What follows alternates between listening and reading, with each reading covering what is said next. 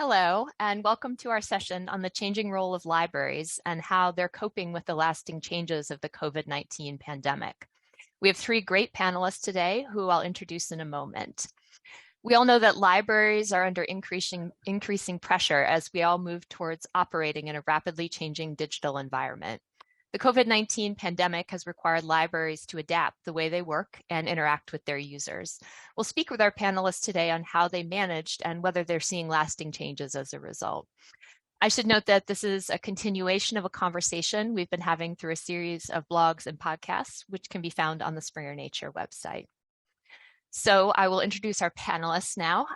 Elizabeth Mengel is the Associate Dean for Collections and Academic Services at the Sheridan Libraries of Johns Hopkins University. In her role, she's responsible for decision-making, resource allocation and management, and development of policies for library collections and services.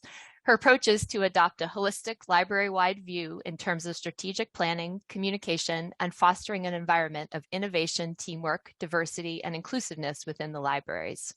This position serves as the library's representative and advocate to relevant campus, consortial, or multi-institutional groups.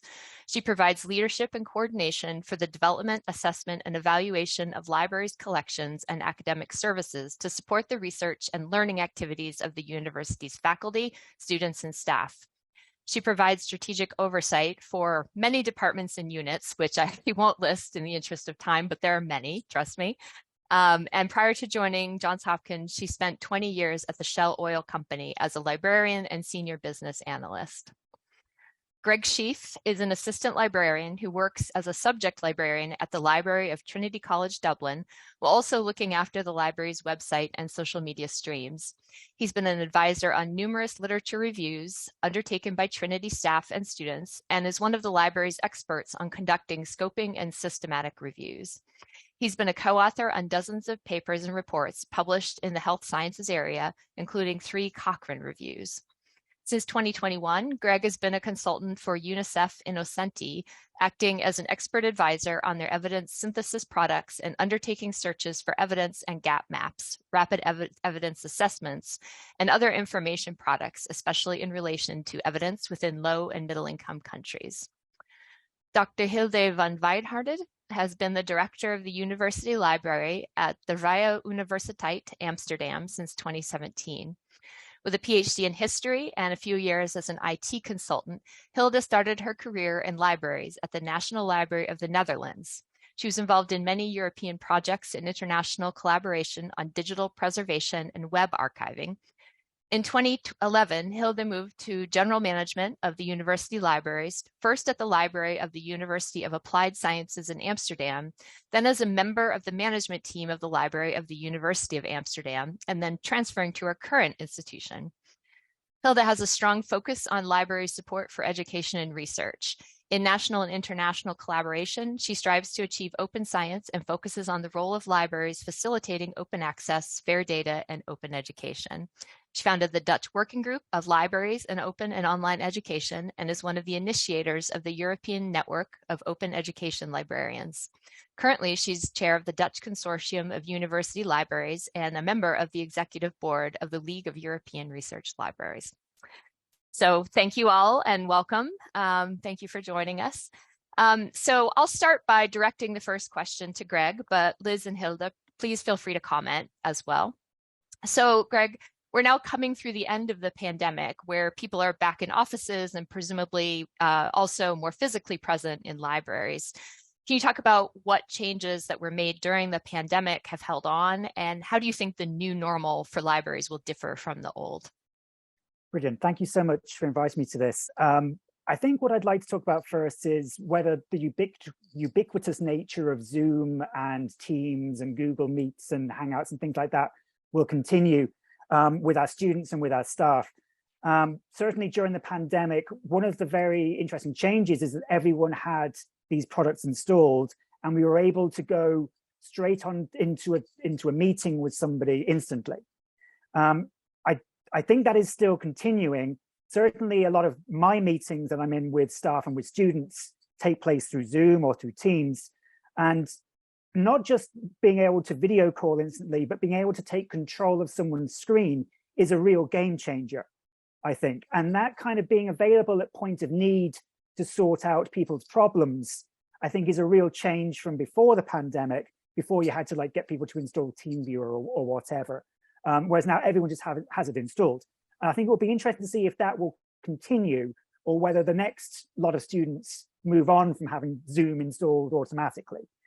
With the move back to all of our students being on campus, and our campus is busier than ever before, I think that's true to say. We are seeing all of our study spaces absolutely rammed to the gills. That, as I said, even more than before the pandemic. That's a fantastic thing to see. It's the sort of thing where I've always said, if the library didn't exist, you'd have to invent a place like a library to have your students give them somewhere to study. What we didn't see last year is that translating into increased use of our resources. And I think that is interesting. Is certainly last year, our use of our print materials basically fell off a cliff. And that has come up slightly in the new academic year. But it will be interesting to see if that does go back up. I don't think it's going to go back up to pre-pandemic levels, though. And I think one of the issues there is that during the pandemic, although at the very start of it, our colleagues who were in publishing were very generous with giving us access to material, that didn't necessarily continue over the several years of the pandemic. And then it was discovered that libraries didn't have access to a lot of this material electronically. And when our students weren't able to access that material electronically, they moved to getting it through different routes. And once you start doing that, they will continue doing that. So I think it is important, again, for publishers to realize that libraries need to be brought back on board and not necessarily milked for every penny they can possibly get out of them. Whether we see that use of materials come back up, I think is very much up for debate. But it is one of those things where when there is this state change, I don't know whether we're going to see use of print materials go back up, or indeed of our own electronic materials when people have found a different avenue towards them. Hilde, did you have something you wanted to say? Yes. Well, I especially the last part that Greg was telling about the educational publications and research publications that have been made available during COVID times, and publishers being flexible about grades and us using their electronic resources. There was a very good collaboration during COVID, but afterwards they raised the prices again. So that is a really difficult now to find a good model to work with the good e-textbooks, and so we should really work together to have that part of working online together during COVID time, move on with that, and continue with good models to use those resources for students. And but still, they do want to come to the library also to sit between the books and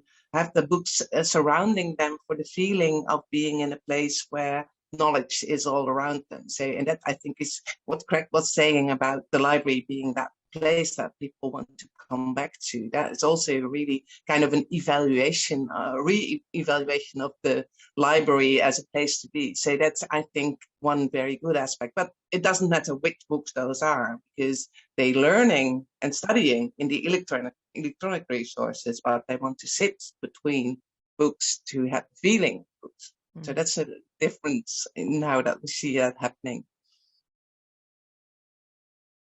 I think for us, during the pandemic, what we started doing quite heavily was, pulling the requests that people wanted, checking them out to them, and making them available for just kind of at the time touchless pickup. Well, that has actually kind of continued, but not necessarily the touchless part, but we now pull all the requests and check things out where people can come in and pick them up on their own.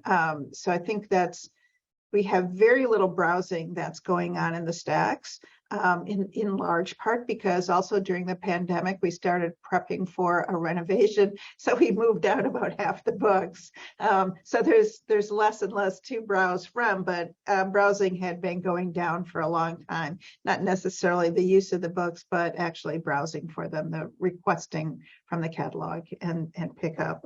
I think for staff, the kind of hybrid remote work is continuing after the pandemic.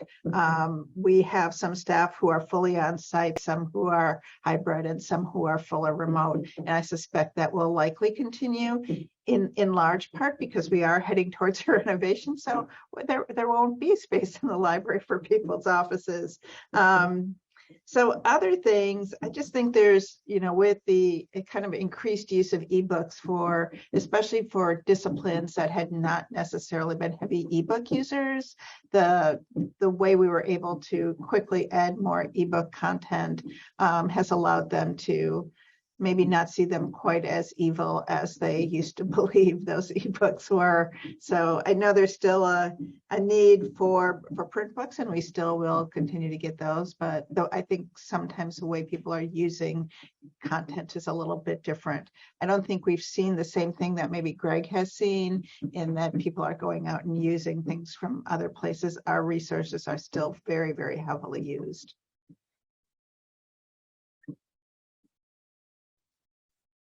Okay, so I guess maybe I'll just build on something that Hilda said about the library being a location that people also want to be in, and maybe Liz, you can address this. So there's been a lot of discussion in recent years on how universities can support their students, not just academically, but socially and psychologically as well.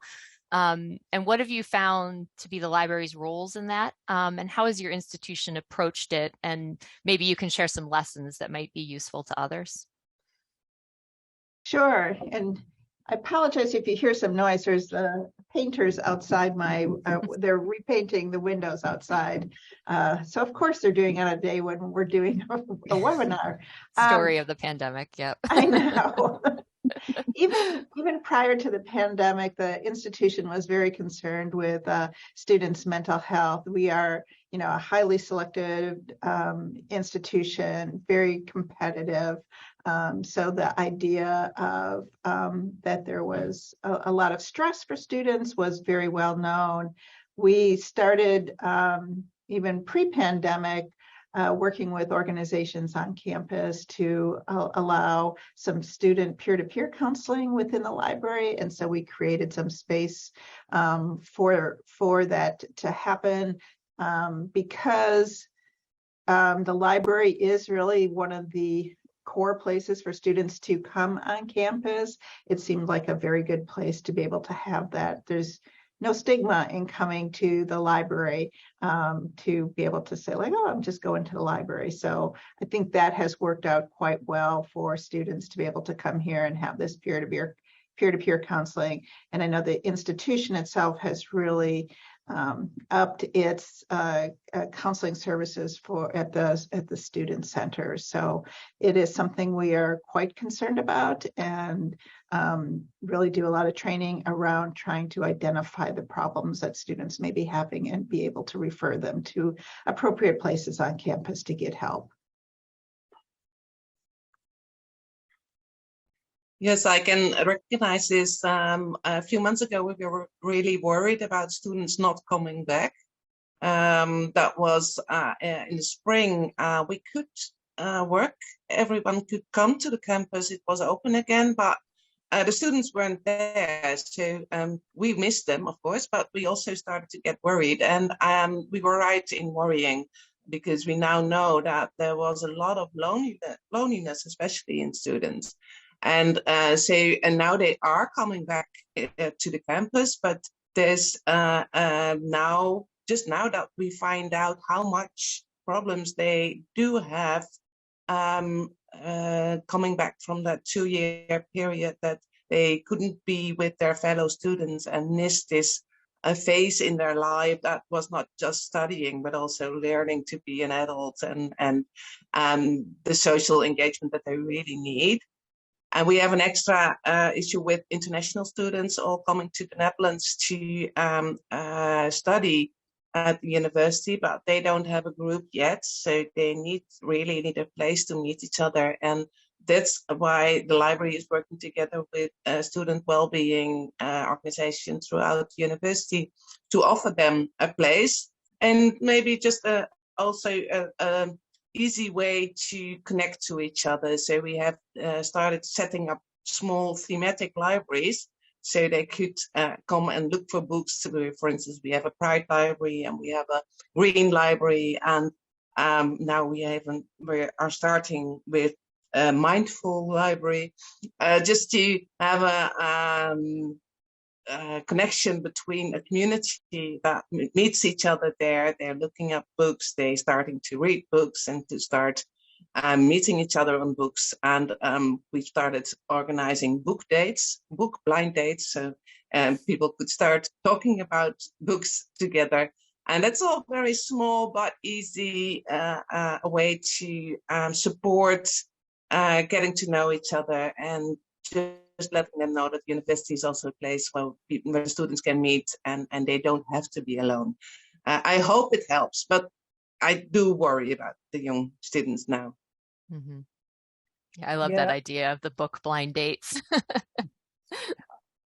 I think on that matter, I think one of the reasons why we are seeing our libraries so full, certainly of undergraduates, is because they are looking for somewhere to go and be with other people after having been apart for so long. I think related to what my colleagues there were saying is, we are realizing that people's mental and physical health can be quite fragile.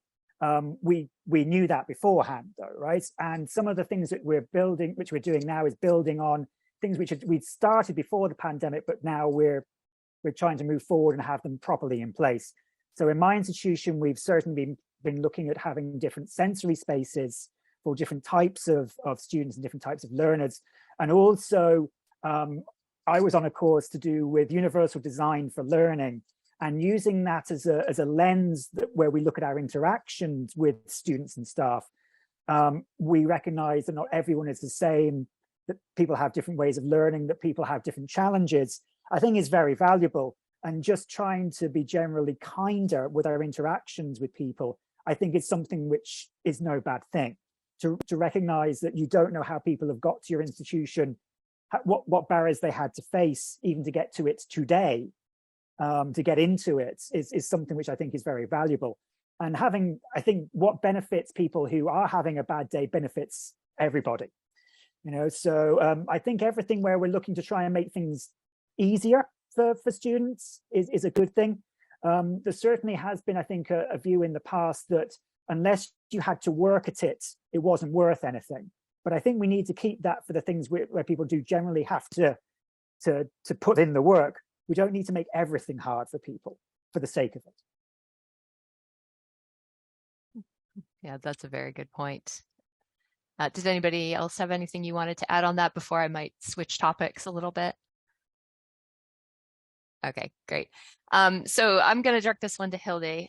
So in the podcast, supporting researchers with sharing research data was called out as a new extension of the library's traditional roles. So I was wondering, how has this and maybe other changing expectations changed the skill set on who's being hired, and what are the implications on how librarians have been traditionally trained? Well, that's of course a very big change, and that is going on already for I think more than a decade. So that's not really a COVID development, but we do see that during the COVID times, the digital services of the library were more visible and more widely used. And it's also become clear that the role of the library as a initiator, as a real ambassador for open science, now really was felt by the researchers and really and also taken on by researchers themselves, because open science has never been as important as right now, because we know now that it's only through open science that we can share scientific results. And working on vaccines together that only proved how important open science was. So I think with open science becoming more and more important in research, we also see people that young researchers that want to work in that field, but not specifically join the rat race in a scientific career. They look at the library now and see a place where they can do meaningful work together with research to support each other in sharing data, sharing publications, and setting up infrastructures to do that.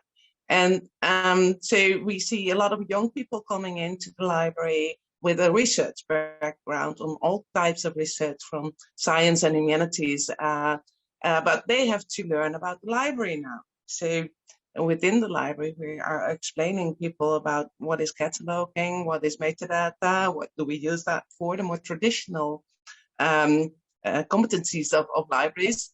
And now that a group is getting older that really has that traditional knowledge, we only realize more and more how important that traditional competency is, because that's what a library does. We give the metadata to not just publications, but also to research data in order to be able to store them and share them. So we really need to keep that traditional role as well. But in the Netherlands, we have a specific problem there because we don't have any scientific library education anymore. We don't have a library school or library science at universities, because like 10 years ago, it was thought that that would not be a specific extra added value, that we would all move to more general information science. But now we realize that might have been a mistake. So we are looking into how to set up that library education again, not just to train people, young people, to come into the library and do the more traditional work, but also to have the new researchers that are coming in learn about what libraries do and how those joint efforts can help open science move forward. Liz and Greg, did you have a comment? Sure. I know it's like Hilla said that we've been seeing the changes that we need in our profession over the last, probably maybe like 20 years too. And everything like we talked about, from digital scholarship, especially digital humanities for us, is kind of starting to blossom a little bit more here. And then data management. And we've been doing that here at Hopkins for, I think at least 6 or 7 years. Then just really trying to figure out ways of supporting the entire research life cycle that's going on, from helping with the reviews to start getting the research in progress, to being able to capture it at the end. Teaching about text and data mining, visualization, mapping and GIS. We saw how mapping COVID became very, very important during that time, and we were, quite pleased with our ability to help our faculty in that area, creating the kind of international COVID map. When I look at, in particular, my areas of, say, collections, the complexity of licensing has changed what we need in librarians significantly, in terms of being able to read licenses and understand them, and analyzing the data from the use of these, of the many, many things that we get. In addition, I think there's skill sets that are required to do the kind of interinstitutional work that we're starting to do, in terms of being open to new ideas and sharing the way we have to work across institutions, rather than it's just all about my library. So building collections collectively requires some really strong collaborative skill sets. Great, thanks. So we have a few more minutes. Greg, do you want to sort of comment, and then we can kind of wrap it up? Yep. Sure. Yes, I mean, I think as Hildy said there, I mean, the COVID really did bring to the fore what the benefits of open science and open scholarship is all about. Certainly I think what is true, and I like the word blossom that Liz used there, is I think things are now coming out of the shadows far more when it comes to this. One of my colleagues became recently the head of content management and open scholarship in my institution. That position used to be called collection management. And another one of my colleagues, research informatics librarian, she was speaking at a conference at the UN to do with sustainability in education. So I think it is true that this is coming out of it's becoming less of a niche and more something which is just now part and parcel of the research landscape. And I think traditional library skills, like being able, again, I'm asked to be a co-author on many things because they recognize that you can bring something to the party. And that those skills, when it comes to finding things, which is what my position is all about, helping people search, is part of the team now. So it is fantastic to see these competencies being recognized, but also new things which are like what we used to do being recognized, that we are the people to come to for those types of skills, even if it's not something which we did, say, 15 years ago. So because they're the same type of thing that we are good at. Great. Okay, so I think we'll leave it there because I think we're almost out of time, but I did really want to thank our panelists for taking the time to be here, and also to our audience for joining us today. I think it's been a wonderfully insightful discussion, and I believe now there will be time for questions. Thanks.